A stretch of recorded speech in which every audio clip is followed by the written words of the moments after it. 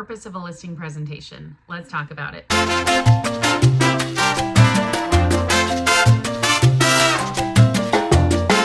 Hey guys, Brittany with Brittany Hannon Real Estate, and today we're going to talk about what the purpose of a listing presentation is. In the next video, we're going to talk about how to create listing presentation and what should be in it. But today we want to talk about the purpose. We want to separate that out and talk about why we need the listing presentation. So let's jump in. All right, setting yourself up for success. So what is the purpose of a listing presentation?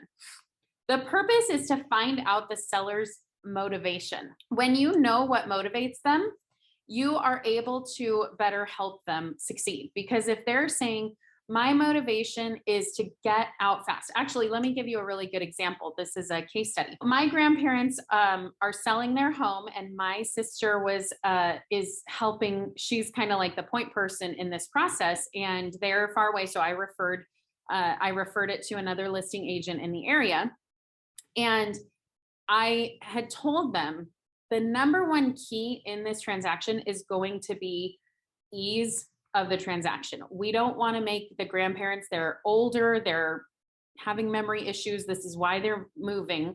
We don't want to cause any stress for them or for my sister. So the number one thing is going to be that there's no stress caused. Well, and they specifically said, my sister specifically said, more than getting the most money possible, we need this to be an easy transaction. That's the motivation.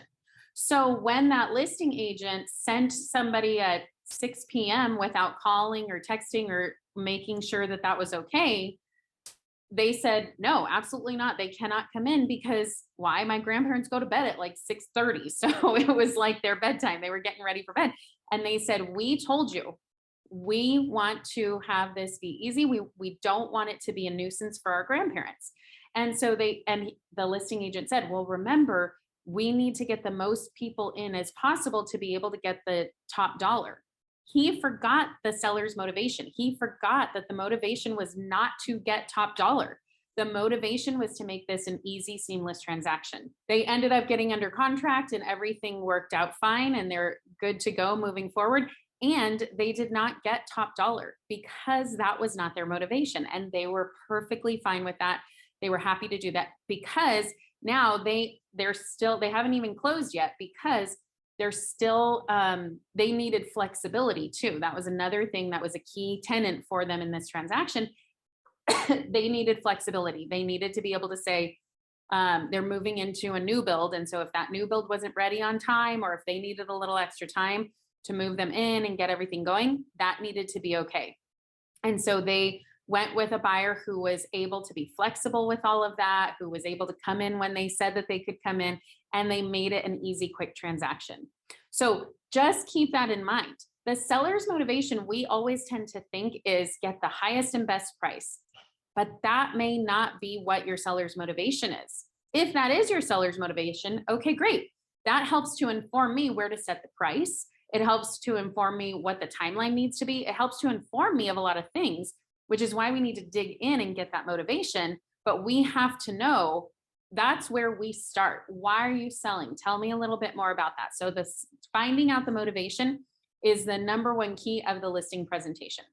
Now, also, one of the things we're going to talk about today is that in your before you ever even go into the listing presentation, you want to have had a conversation with them, just a quick conversation over the phone to dig into their motivation a little bit. Also, you want to say, why are you moving? Where are you moving? What's the purpose of moving? What's your timeline? You want to get all that information, and we'll talk about that a little bit later.